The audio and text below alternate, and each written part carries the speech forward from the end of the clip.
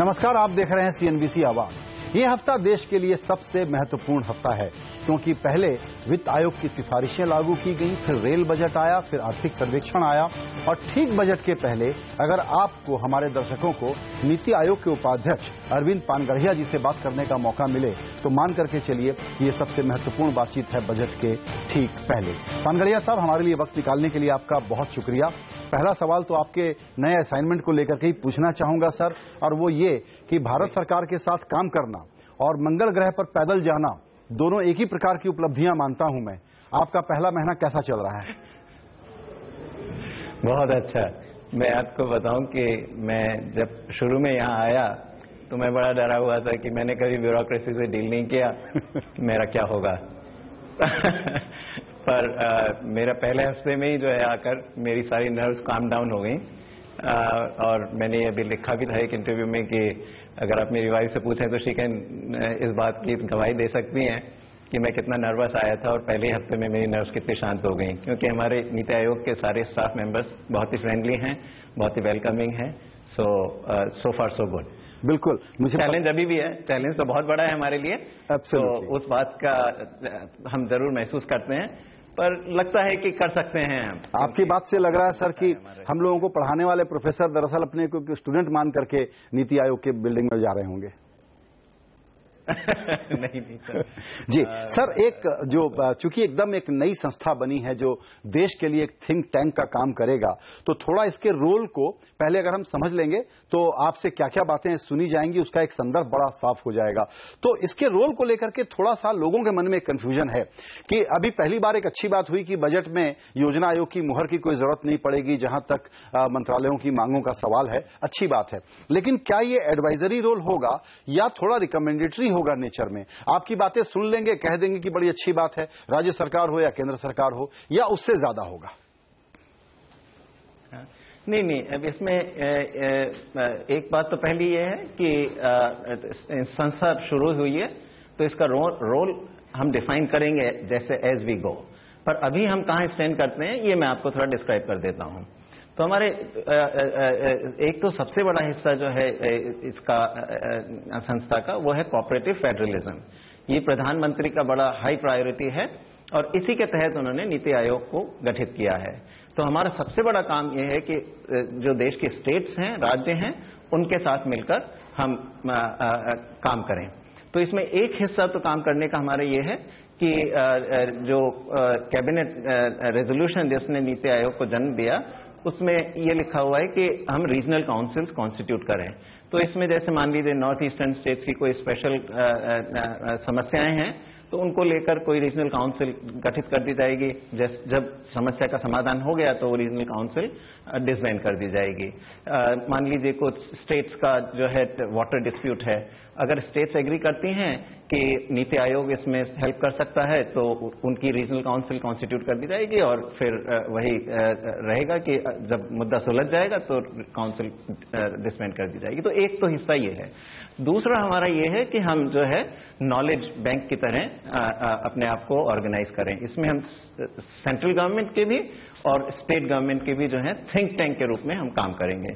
तो इसमें जैसे उदाहरण के तौर पर हम ऐसा करेंगे, एक तो कि जो बेस्ट प्रैक्टिसेस हैं उनका हम कलेक्शन रखें, जो वर्स्ट प्रैक्टिसेस हैं उसका भी कलेक्शन रखें, ताकि जो अच्छी बेस्ट प्रैक्टिसेस हैं उनको दूसरी स्टेट्स लर्न कर सकें, एक दूसरे से सीख सकें, और जो वर्स्ट प्रैक्टिसेस हैं उनको अवॉइड करें। तो ये भी हम करेंगे। स्टेट्स की अगर कोई समस्याएं हैं जिसके लिए वो हमसे सहायता चाहते हैं तो हमारे पास आ सकते हैं। अगर हमारे पास इन हाउस एक्सपर्टीज है तो उसके थ्रू हम हेल्प करने की कोशिश करेंगे। इन हाउस एक्सपर्टीज नहीं है तो हम बाहर में जो भी एक्सपर्ट्स हमें मिल सकते हैं अच्छे से अच्छे, उनको स्टेट से कनेक्ट करने की कोशिश करेंगे। तो ये थिंक टैंक का पूरा कंसल्टिंग भी कह सकते हैं इसको आप, रोल हमारा काफी बड़ा रहेगा। और फिर थर्ड एक रोल तो हमारा कन्वेंशनल रहा है, वो प्रोग्राम इवैल्यूएशन का है। तो वो स्टेट्स, वो जो सेंटर के कुछ प्रोग्राम्स हैं, स्कीम्स हैं जो नेशनल इंटरेस्ट की स्कीम्स चलेंगी, हालांकि उनका रोल कम होगा अब कोऑपरेटिव फेडरलिज्म के तहत, पर फिर भी कुछ जैसे नरेगा हुई आपके, PDS public distribution system food का वगैरह, ये रहेंगे। तो इनके इवेल्युएशन का भी जो है हमारा एक हिस्सा रहेगा, तो वो प्रोग्राम इवेल्युएशन एक अलग हिस्सा हमारे नीति आयोग का। जी, ये बहुत इंटरेस्टिंग बात, महत्वपूर्ण बात आपने बताई कि जो केंद्र की योजनाएं होंगी उनका या राज्य सरकारों की भी योजनाओं का आप इवैल्यूएशन अगर करेंगे तो इसका मतलब उसमें कमेंट भी आएगा, क्रिटिकिंग भी होगी और नए सुझाव भी दिए जाएंगे। तो ये एक मॉनिटरिंग का रोल कहें इसको हम। हाँ, इसमें अब जो है प्रधानमंत्री का थिंकिंग थोड़ा सा फर्क है पुराने वाले से, क्योंकि पुराने तरीके से जब प्लानिंग कमीशन या योजना आयोग करता था तो उनमें जरूर मॉनिटरिंग का रहता था। हम इसको मॉनिटरिंग कम कहेंगे, इसको बल्कि ये कहेंगे कि ये सहयोग के साथ किया जाएगा, ताकि हम स्टेट्स को भी इन्वॉल्व करेंगे, ताकि इसमें हम उन्हें बता सकें कि कैसे स्टेट का इम्प्लीमेंटेशन इंप्रूव कर सकते हैं। मॉनिटरिंग में थोड़ा ये हो जाता है कि जैसे हम उनको ग्रेड कर रहे हैं और वो हमारे क्लास के स्टूडेंट हैं, तो वो अप्रोच थोड़ा हम कम डी एम्फेसाइज करना चाहते हैं। जी बिल्कुल। मैं सर आपसे, क्योंकि हमारी नजर में बहुत बड़ा काम हुआ है, वित्त आयोग ने जो सिफारिशें की थी उसको आपने जिस तरीके से लागू किया उस पर बात करेंगे, लेकिन उसके पहले ताजा चूंकि इकोनॉमिक सर्वे आया है और उसके नंबरों को लेकर के कुछ बातें सामने हैं, वो मैं रखना चाहता हूं। वो ये कि कहा जा रहा है कि भारत स्वीट स्पॉट में है, बहुत अच्छा मौका है और इस वक्त हम बड़े कदम उठा सकते हैं। लेकिन जो एक आंकड़ा आ गया है ये जीडीपी का 8 से 8.5% हो जाएगा और अभी का 7.5% 7.4% है, क्योंकि सीएसओ ने एक नया कैलकुलेशन दिया है। मैं आपसे समझना यह चाहता हूं कि दरअसल ये एक आंकड़े की बात तो ठीक है, जमीनी सच्चाई कुछ और है, जिसमें कि मैन्युफैक्चरिंग का हाल अच्छा नहीं है, कॉर्पोरेट प्रॉफिट अच्छे नहीं है, इंडस्ट्रियल प्रोडक्शन गिरा हुआ है, ऑटो सेल्स या कंज्यूमर डिमांड नहीं आ रही है। तो ऐसे में ये खुशफहमी पाल लेना कि हम बड़े तेज ग्रोथ की तरफ चल पड़े हैं, ऐसा तो नहीं हो रहा है ना कहीं? नहीं, ऐसा नहीं है। इसमें ये बहुत कॉम्प्लिकेटेड मामला है। पर पहली बात ये देखिए कि जो सीएसओ ने जो नई प्रणाली शुरू करी, जो नई मेथोडोलॉजी दी है कैलकुलेशन की, ये सब इस बात को मान रहे हैं कि this is an improvement over what we used to do. हम पहले जो करते थे उसमें ये प्रणाली ज्यादा साइंटिफिकली बेटर है। इस बात पे किसी ने कोई ऑब्जेक्शन नहीं उठाया है। पर इसमें इसलिए क्या हो रहा है कि कई चीजें जो हम पहले मेजर नहीं करते थे, अब ये सीएसओ ने मेजर करना शुरू कर दिया है, जो जीडीपी का हिस्सा हैं। तो ये जो ज्यादा हायर ग्रोथ आई है, इस वजह से आई है कि जहां तक मैं समझ पाया हूं इन आंकड़ों को, कि जो चीजें पहले मेजर नहीं की जा रही थी और काफी तेजी से बढ़ रही थी, उनको अब मेजर किया जा रहा है। तो हमारा जो इंप्रेशन है सारा कि इंडस्ट्रियल ग्रोथ नहीं हो रही है या कार्स की सेल्स नहीं बढ़ रही हैं, ये लार्जली इससे भी है कि कई अनमेजर्ड चीजें थी, हम मेजर ही नहीं कर रहे थे जिन चीजों को, वो इसमें है ना। ये जो आप कह रहे हैं कि this is wide spread thing, अभी उन्होंने क्या कहते हैं, दीपक पारेख ने भी कुछ कहा कि ऑन द ग्राउंड जो है चेंज हम नहीं देख पा रहे हैं, पर इसमें थोड़ा सा पेशेंस की जरूरत है। वो इसलिए मैं बता रहा हूं आपको कि पिछली बार जब हमने रिफॉर्म्स किए थे, नरसिम्हा राव सरकार ने रिफॉर्म्स किए, अटल बिहारी वाजपेयी की सरकार ने फिर रिफॉर्म्स किए, काफी लैग के साथ जो है आप ऑन द ग्राउंड महसूस करते हैं इसका इफेक्ट। 2003-04 में जाकर जो है ग्रोथ हमारी जब 8% पे जंप करी थी। तो ये जो महसूस कर रहे हैं कि एकदम कि somehow on the ground we are not feeling, सरकार को 8-9 महीने ही हुए हैं अभी, ये मत भूलिए आप। जो चेंजेस किए हैं उनका इफेक्ट पर्कुलेट होने में थोड़ा टाइम लग सकता है। So let us wait and see कि ग्राउंड पे अगले 6 महीने या 1 साल में क्या होता है। आई एम कॉन्फिडेंट कि we will see the difference. बिल्कुल। अभी जो सबसे बड़ा सवाल यह है कि ग्रोथ के लिए बहुत सारा पैसा चाहिए और ये पैसा आए कहां से। तो इकोनॉमिक सर्वे को पढ़ करके जाहिर है कि उसमें पब्लिक इन्वेस्टमेंट की बात, प्राइवेट इन्वेस्टमेंट को इनकरेज करने की बात, पीपीपी के मॉडल पर सब पर चर्चा की गई है। लेकिन वो कौन से वीकनेसेस हैं जिनको टैकल करने की जरूरत है, क्योंकि ये पहले मुर्गी पहले अंडा वाला सीन हो गया है कि पहले इन्वेस्टमेंट कौन शुरू करेगा तो ग्रोथ आएगी। इस पर आप क्या राय रखते हैं? क्या एक राय ये है आपकी कि पब्लिक इन्वेस्टमेंट पहले शुरू होगा तो ही प्राइवेट इन्वेस्टमेंट, और उसमें भी पहले डोमेस्टिक और उसके बाद फॉरेन फॉलो करेगा? नहीं, मेरा पर्सनल व्यू ये है कि ये कॉम्प्लीमेंट्री हैं, प्राइवेट और पब्लिक, और टू द एक्सटेंट तक ये अगर संभव है कि बजट में प्रोविजन किया जा सके पब्लिक इन्वेस्टमेंट के लिए, तो ये तो कर ही सकते हैं, क्योंकि इसमें तो ये सरकार के हाथ में है, अगर फिस्कल सिचुएशन आपको परमिट करती है तो। पर मैं ये मानता हूं कि प्राइवेट साइड से भी इन्वेस्टमेंट बढ़ने का स्कोप काफी अच्छा है। एक आप डिफेंस को ले लीजिए, जैसे फॉर एग्जांपल अभी जो है फॉरेन इन्वेस्टमेंट हमने अलाउ कर दिया है, काफी सरगर्मी लगती है मुझे। अब अल्टीमेटली ट्रांसलेट होगा या नहीं ये देखने की बात है, पर फॉरेन इन्वेस्टर्स भी इंटरेस्ट शो कर रहे हैं, हमारे डोमेस्टिक भी कर रहे हैं। तो डिफेंस एक ऐसा एरिया है जहां पर प्राइवेट इन्वेस्टमेंट बढ़ सकता है।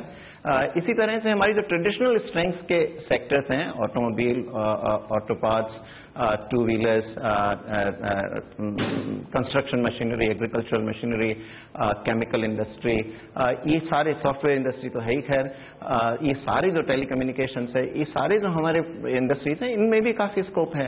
सो धीरे धीरे जैसे एनवायरनमेंट इंप्रूव हो रहा है और ये जो चेंजेस वगैरह लाए गए हैं डूइंग बिजनेस और इन एरियाज से, इसका इफेक्ट हमें जो है देखने को मिलने लगेगा।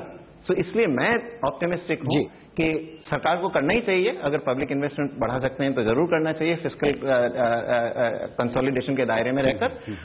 और अगर साथ में मैं ये भी महसूस करता हूं कि प्राइवेट इन्वेस्टमेंट भी बढ़ना शुरू होगा। ये सर आप बिल्कुल ठीक है। ये मत भूलिए कि फॉरेन इन्वेस्टमेंट और फॉरेन इन्वेस्टमेंट तो आ ही रहा है। हम देख रहे हैं कि कितनी तेजी से फॉरेन इन्वेस्टमेंट बढ़ा है पिछले 6 महीने में, बहुत तेजी से बढ़ रहा है।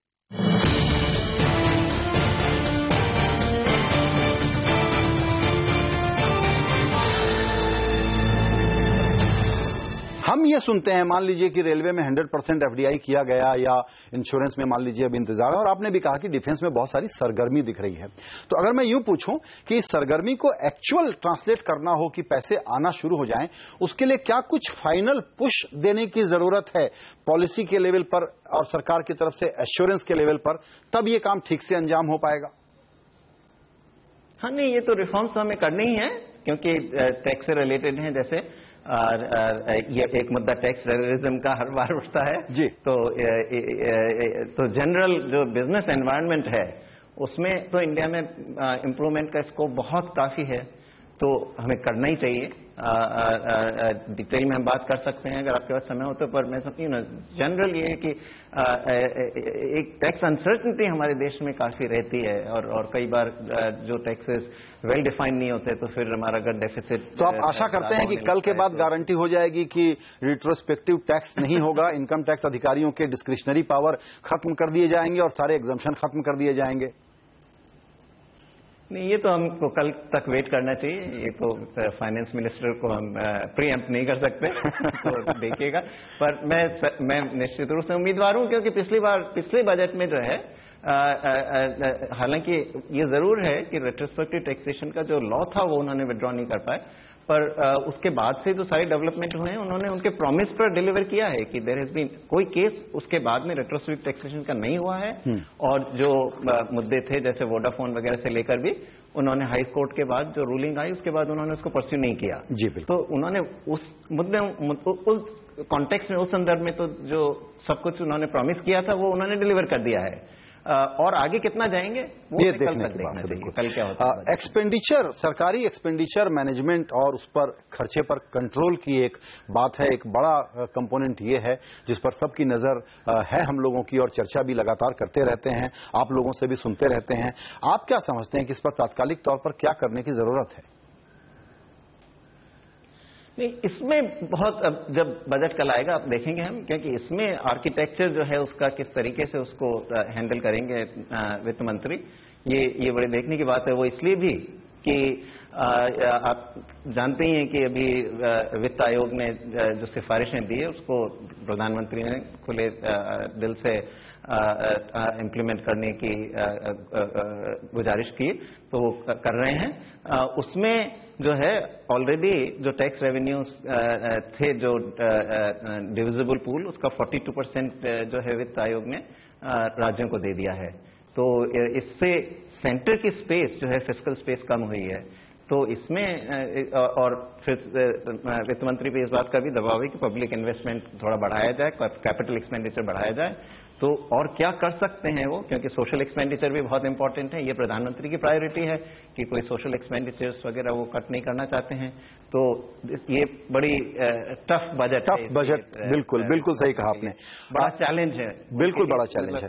फिस्कल दृष्टिकोण से एक नया चैलेंज और लगता है अब रेडार पे आ गया होगा बड़े पैमाने पर, क्योंकि एग्रीकल्चर के नंबर कोई बहुत शानदार नहीं है। 2 खराब मॉनसून रहा और वो एक स्वीट स्पॉट के सामने दरअसल हिंदुस्तान का एक वीक स्पॉट है। तो अगर हम एग्रीकल्चर पे ज्यादा ध्यान देंगे और ट्रेडिशनल तरीकों से देंगे तो पैसा एक तरीके से थोड़ा जिसको कहते हैं पानी में बहाने जैसी बात होगी, और एक होता है कि रियल रिफॉर्म के साथ हम करें। आपको लगता है कि इस बार के सरकार के सामने जो इश्यूज हैं उसमें खेती वाला एक ऐसा इशू है जो बजट के टोटल कैलकुलेशन को कहीं न कहीं बड़े पैमाने पर इंपैक्ट करेगा? कुछ तो जरूर होगा, पर क्योंकि एग्रीकल्चर प्रधानमंत्री की बहुत हाई प्रायोरिटी है।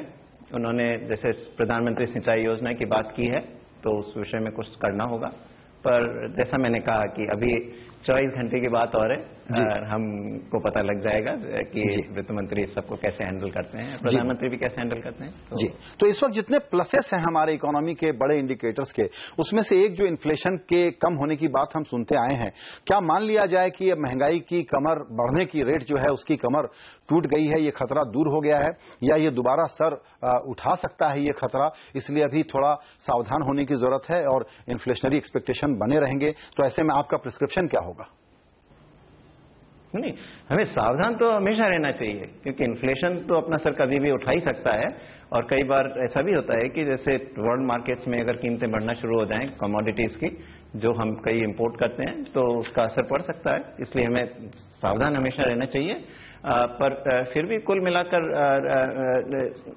मैं ये समझता हूं कि इस बात की सबको समझ है पॉलिसी मेकर्स को कि जैसे निश्चित रूप से वित्त मंत्री इस बात पे ध्यान देंगे कि भाई फिस्कल डेफिसिट कहां सेट करना चाहिए, क्योंकि अल्टीमेटली फिर आरबीआई क्या करते हैं, रिजर्व बैंक ऑफ इंडिया क्या स्टांस लेते हैं मॉनेटरी पॉलिसी का, वो भी इस पे डिपेंड करेगा। क्योंकि हम सब चाहते हैं ये भी बात कि भाई इन्वेस्टमेंट बढ़े तो उसके लिए इंटरेस्ट रेट भी घटे, पर इंटरेस्ट रेट तभी घटेगा जब फिस्कल ऑर्डर में है। सो ये सब कनेक्टेड है। पर मैं इस बात पे कॉन्फिडेंट हूं कि अभी दोनों रिजर्व बैंक ऑफ इंडिया और फाइनेंस मिनिस्ट्री दोनों इस बात को समझते हैं कि इन्फ्लेशन का खतरा न बढ़े, तो वो सही कदम उठाएंगे। जी बिल्कुल। अच्छा, ऐसे में एक चीज हम ये मानते हैं कि जो बहुत बड़ी बात हुई है वो है डायरेक्ट बेनिफिट ट्रांसफर और यूआईडी को अडॉप्ट करना, जनधन के खाते खुलवाना और मोबाइल टेक्नोलॉजी को यूज करके पैसे लोगों तक सीधे जरूरतमंदों के पास पहुंचाना बिना किसी लीकेज और बर्बादी के। तो सब्सिडी की इफिशिएंट डिलीवरी की बात तो बहुत अच्छी है, स्वागत के योग्य है, लेकिन जो सब्सिडी सुधारों की जरूरत है, जहां कुछ कड़े फैसले जो शायद उतने पॉपुलर न हो, वो कदम उठाने की जरूरत है। यूरिया प्राइस डी कंट्रोल से लेकर के एलपीजी के सब्सिडी वाले सिलेंडर से लेकर के केरोसिन को पीडीएस से बाहर करना, इस पर आप क्या राय रखते हैं? हाँ, नहीं, इसमें मैंने तो लिखा हुआ है कि लॉन्ग रन में हमें इनमें से कई सब्सिडीज को टैकल करना बहुत जरूरी है। लॉन्ग रन में क्योंकि मतलब मैं तो काफी समय से लिख ही रहा हूं इस बारे में, आप जानते हैं, मेरी राय तो पता है सभी को कि ये जो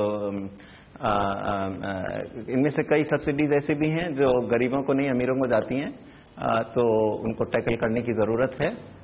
अब कहां तक ये होगा हमें कल पता लगेगा वित्त मंत्री से कि ये क्या कदम उठाए जाते हैं। पर अल्टीमेटली जो सब्सिडीज गरीबों को दी जा रही हैं वो तो ठीक है, बिल्कुल जस्टिफाइड हैं। उनका फॉर्म डिस्कस कर सकते हैं कि भाई किस फॉर्म में देनी चाहिए, नरेगा को किस तरीके से रिफॉर्म करना चाहिए या पब्लिक डिस्ट्रीब्यूशन सिस्टम को किस तरह रिफॉर्म करना चाहिए, कैश ट्रांसफर्स करने चाहिए, डायरेक्ट बेनिफिट ट्रांसफर करने चाहिए।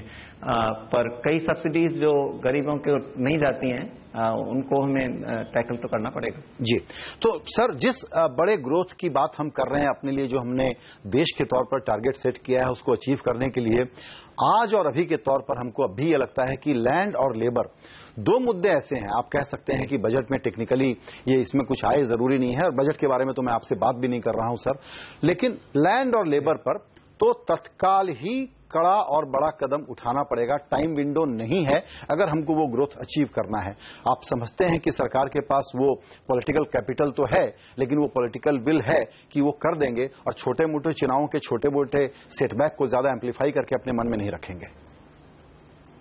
अब देखिए, अब लैंड पे तो सरकार ने काफी मजबूत स्टैंड लिया है, कोशिश कर रहे हैं, पर इसमें मैं उम्मीद करता हूं कि थोड़ा मीडिया पे हेल्प करे। मीडिया ने भी इसको बहुत अच्छी तरह हैंडल नहीं किया इन्फॉर्म करने की। जी ये तो सही बात है सर कि मीडिया ने मिस इन्फॉर्म ही किया है ज्यादा, बल्कि क्योंकि जो किया जा रहा है उसमें किसानों का कोई नुकसान नहीं है। उल्टा जो है, आप ये सोचिए कि एक साल से जनवरी 2014 से जब से ये नया कानून आया था, एक भी कोई नया लैंड एक्विजिशन का इनिशिएटिव नहीं लिया गया पूरे हिंदुस्तान में। आप देखिए 29 स्टेट्स हैं, यूनियन टेरिटरीज हैं। इसमें किसान का क्या फायदा हो रहा है? और आजकल किसानों के बच्चे खुद जो है पढ़ लिख कर खेती के बजाय कुछ और करना चाहते हैं। आपने बिल्कुल ठीक कहा, जमीन बेचकर। जी आपने बिल्कुल ठीक कहा। तो इसमें थोड़ा सा मीडिया की जब आपने बात, मीडिया ने मुझे कहना पड़ेगा कि नहीं सर, मैं आपकी बात से काफी हद तक सहमत हूं, क्योंकि दिक्कत एक है लेकिन यहाँ पे, और आप अपने सहयोगियों को कहिएगा भी सर, कि नॉइजी मीडिया से इंगेज होना उनको अच्छा लगता है। एक हमारे जैसे समझदार मीडिया वाले हैं, इनसे भी ज्यादा इंगेज होना चाहिए। नॉइजी मीडिया पर माइंड स्पेस बहुत ज्यादा है। मैं आपसे इंगेज कर रहा हूँ, और आप देखिए, मैं सबसे पहले आपसे एंगेज कर रहा हूं मैं, इसीलिए। बिल्कुल सर, आप हमारे साथ बात कर रहे हैं क्योंकि आप बिल्कुल एग्जैक्टली आप बात करना पसंद करते हैं ढंग से चिल्लाने के बजाय। सर आखिरी सवाल, वक्त मेरा अब खत्म हो रहा है, लेकिन फाइनेंस कमीशन और डिवोल्यूशन की बात को हम छोड़ नहीं सकते। कॉम्पिटिटिव और कोऑपरेटिव फेडरलिज्म वाली बात वास्तव में अच्छी है और बड़ा कदम उठाया है आप लोगों ने, लेकिन कुछ जो कमजोर राज्य हैं उनके तरफ से ये आवाजें आती हैं कि देखिए हमको शायद एक्स्ट्रा सपोर्ट और प्रेफरेंसेस की जरूरत होगी। तो जब आप कॉम्पिटिटिव कहते हैं तो उत्तराखंड और झारखंड जैसे राज्यों के मुख्यमंत्रियों को थोड़ी सी फिक्र होती है। नहीं, आप देखिए, इसमें एक्चुअली प्रधानमंत्री ने काफी तगड़ा किया। इवन उसमें देखिए जो कोल का था, अभी काफी जो है मिनरल्स के जो रेवेन्यूज आ रहे हैं उसमें से काफी बड़ा हिस्सा झारखंड को मिला है। इसी तरीके से जो है प्रधानमंत्री के दिमाग में ये तो बहुत ज्यादा है कि नॉर्थ ईस्टर्न स्टेट अगर कमजोर है तो कुछ किया जाए एंड ऑल। सो अभी थोड़ा सा हम we are jumping the gun a little bit, क्योंकि अभी अगला बजट आएगा तो वी विल सी कि क्या होता है, उसमें पता लगेगा कि और क्या कदम उठाती है सरकार। पर ऐसा नहीं होगा, प्रधानमंत्री ऐसा कभी नहीं होने देंगे, क्योंकि उनका कमजोर राज्य। हाँ, ये क्लैरिफिकेशन बहुत ज्यादा। बिल्कुल सर, हमारा वक्त खत्म हुआ। मैं देखता हूं तो जी, लेकिन आपने हमारे लिए वक्त निकाला सीएनबीसी आवाज के दर्शकों से बातचीत करने के लिए, आपका बहुत शुक्रिया। जब भी चाहें, मेरा वक्त आपके लिए है। बिल्कुल sir, thank you so much sir, नमस्कार।